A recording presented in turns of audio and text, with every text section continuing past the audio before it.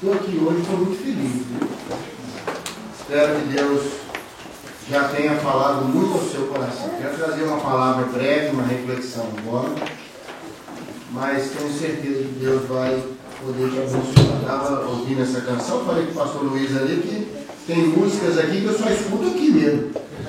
Essa eu nunca tinha ouvido, né?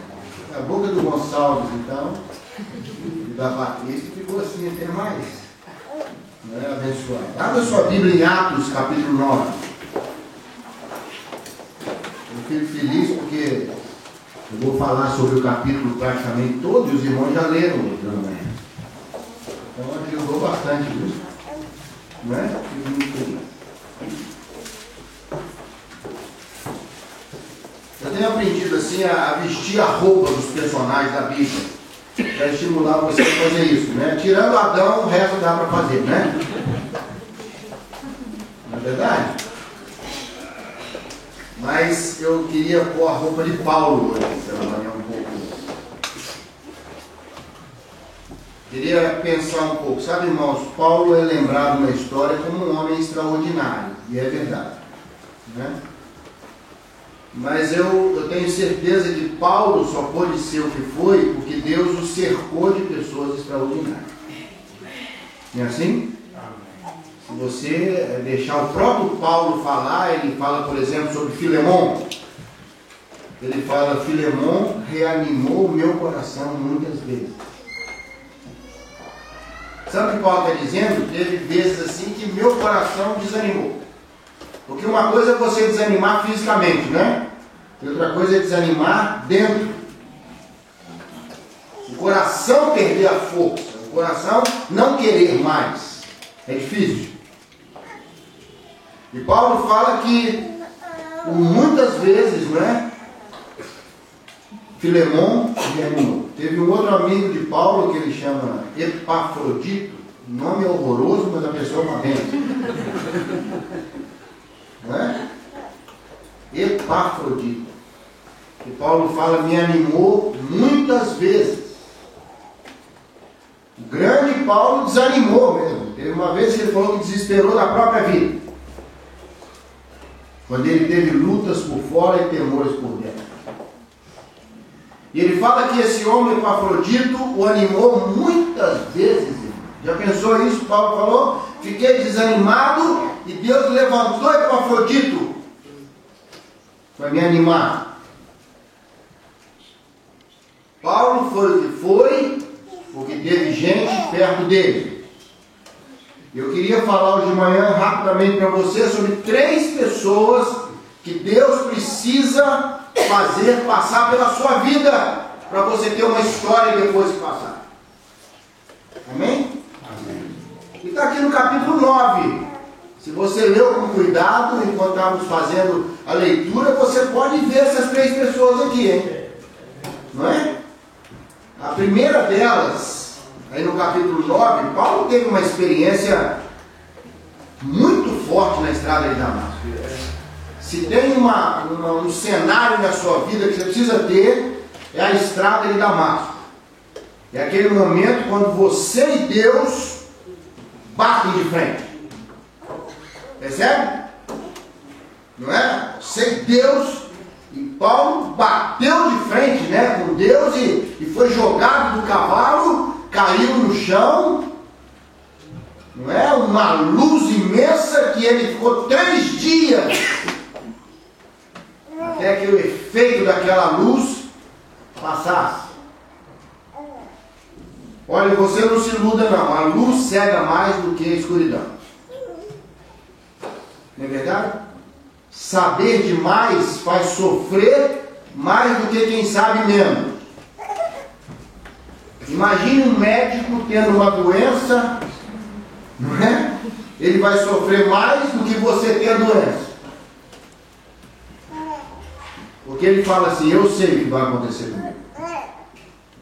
Eu sei agora o que vai acontecer comigo, né? Quando uma pessoa que falava assim, eu nunca vou no médico, porque se eu nunca for, eu nunca vou saber se estou doente.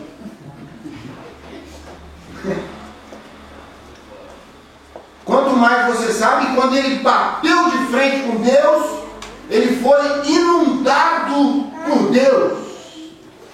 Irmãos, essa luz, essa verdade bateu tão forte em Paulo que ele ficou 3 dias sem conseguir comer, sem beber, ficou impactado. Foi tão forte essa realidade que a Bíblia fala que logo ele levantou e começou a falar disso para as pessoas, falar dessa realidade e convencer as pessoas sobre Jesus. Logo lá mesmo em Damasco.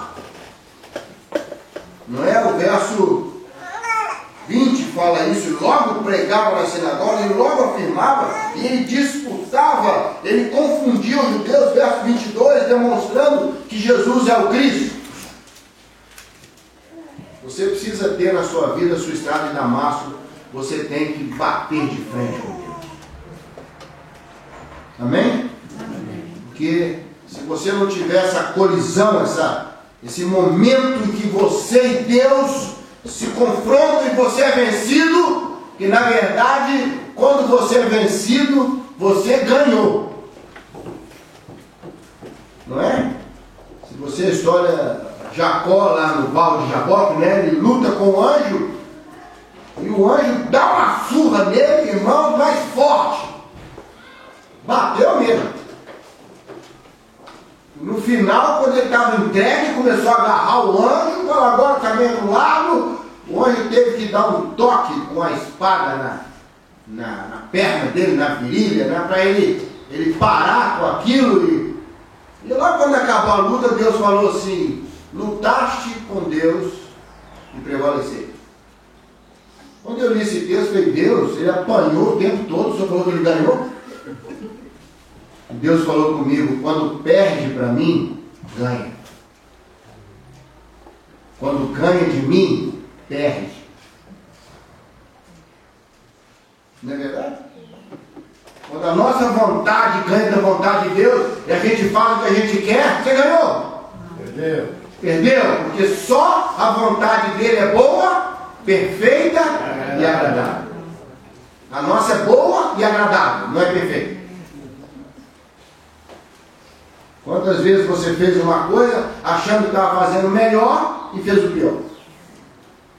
Não é assim? Então é muito importante que você bata de frente com Deus na sua vida. E Ele mude você completamente quando essa colisão acontece. Mas Deus precisa pôr pessoas para te ajudar. Que Deus ponha na sua vida uma pessoa chamada Judas, verso 11. Para você entender, olha, é a única citação que tem na Bíblia sobre Judas, é isso aqui, verso 11. O Senhor disse para Ananias, dispõe-te, vai a uma rua chamada Direita, né, em Damasco, na casa de Judas. É a única citação que você vai ler na Bíblia sobre Judas, sobre a casa dele. Nada mais. Ananias, vai na rua direita, na casa de Judas. É a única coisa. Mas sabe quem é Judas? Judas acolheu Paulo. Judas acreditou na experiência de Paulo. Para você entender isso, você tem que saber que Paulo era conhecido da igreja pelo terror que ele mostrava contra. Paulo estava a procurar os irmãos para que fossem presos. Paulo tinha prazer na morte dos cristãos. Paulo era um homem obstinado em destruir aquela nova realidade que entrou para agredir os judeus. E ele recebeu cartas, documentos para agir fora da jurisdição dele, na Síria, lá em Damasco. Olha, ele era tão zeloso que ele não ficava satisfeito de cuidar só de onde ele morava, não. Ele falava, eu quero ir lá, atacar os cristãos, eu quero a ele cartas para ele ir naquela cidade. Então foi anunciado, olha, Saulo está vindo aí. E ele vem com as pessoas, ele vem terrível, ele vem para destruir. A fama dele é grande. Ele vem para fazer o mal. E aí no meio do caminho, quando Judas ligou a rádio ovelha para ouvir as notícias da igreja, teve uma notícia lá fora, Deus pegou Paulo no caminho. É mesmo? Deu um soco nele tão bem dado, que jogou ele do cavalo no chão. E Deus fez só uma pergunta. Jesus fez uma pergunta para Paulo em Damasco: a quem tu persegues? Quem você acha que está lutando? Você está lutando contra mim, Paulo. Naquela hora ele te perdeu. Mas eu acho interessante que enquanto as pessoas pensavam em não querer Paulo, Deus fazia planos para Paulo. Ele será um instrumento nas minhas mãos. Eu tenho um plano para ele. Interessante como Deus pensa de nós diferente de nós. Não é verdade? Ainda bem, né? Às vezes você pensa de você mesmo assim: não tem jeito para mim mais. Deus fala: pois agora que vai começar na sua vida. Talvez você pense assim: está muito difícil para mim agora. Deus fala: não, agora que vai melhorar para você. Eu tenho planos diferentes para você. Só que primeiro eu preciso bater em você.